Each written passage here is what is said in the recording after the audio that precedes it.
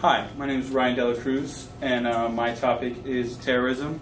My group members took it from a religious, economic, and social perspective, but I took it from a political perspective. What is terrorism? Terrorism is violence or the threat of violence used for political gain. It can be carried out by groups, individuals, whole governments have used terrorist tactics to get what they want politically wise. Terrorism has existed since as long as we have, since the time of ancient Rome and Greece. They would burn down houses, those who didn't agree with them, political opponents. They've been used for a long time. Now, with new technology like machine guns, compact explosives, and mass transportation, it's all affected how terrorism has been today.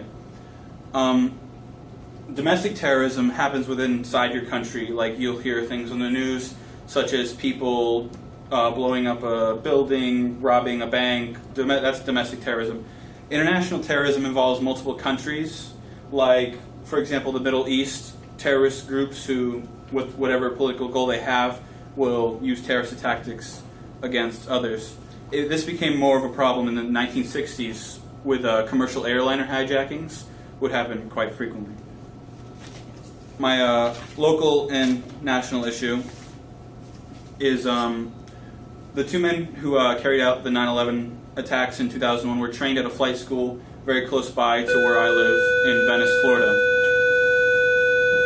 Mahad Atta and Marwan Al-Shahi were trained for almost 6 months at Huffman Aviation by owner and trainer Rudy Deckers.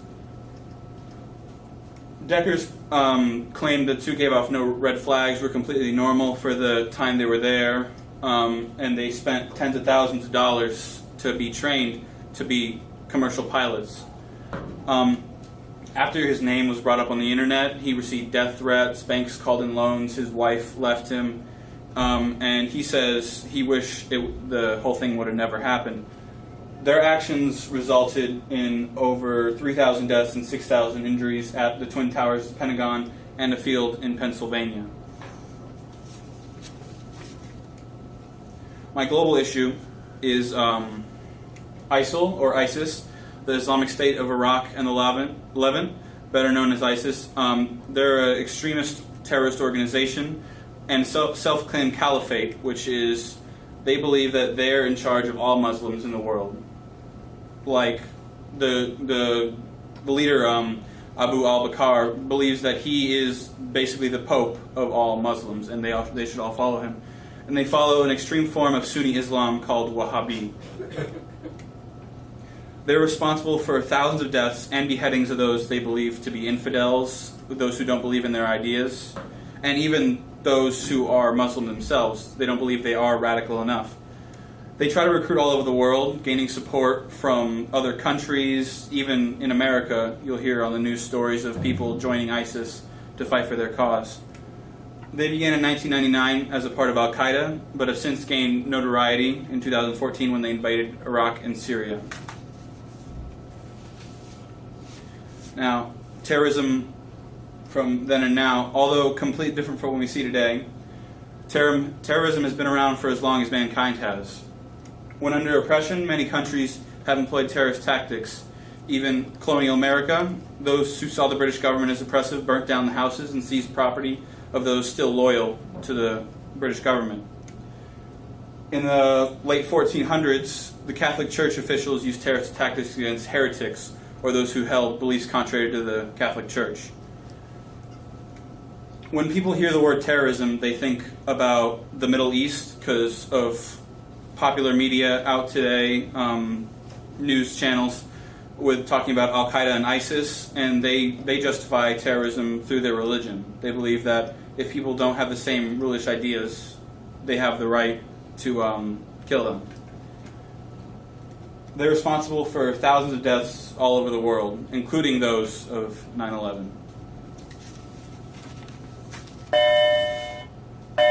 Counterterrorism. International organizations such as the UN and NATO have been fighting for years to find a solution to terrorism. Many countries try military action, but this, of course, has a positive and negative effect.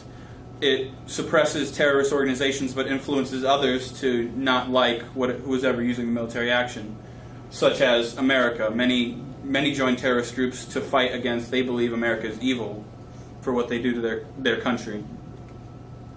Others look for peaceful solutions like treaties, political action, and peace talks.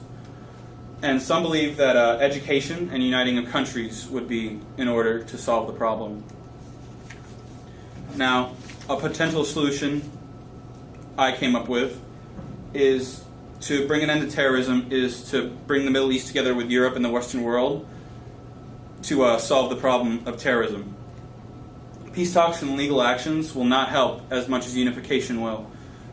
It will not stop large groups such as ISIS. They declare themselves as sovereign, like they're not a part of any government, and they justify their actions through their interpretation of the Quran. Only through unification of all countries can we stop terrorist organizations such as these. A unification could be brought with political talks with countries through the UN, and a treaty could be signed to end terrorism. If we all fought together to end it, then we could. Now, my conclusion, although all in all, terrorism is a very real threat and potential danger to everyone on the planet. Everyone is susceptible to these terrorist organizations. Only through unification can we rid the world of the violence that they put on the world. And with places like UN and NATO, we unite, we could solve terrorism.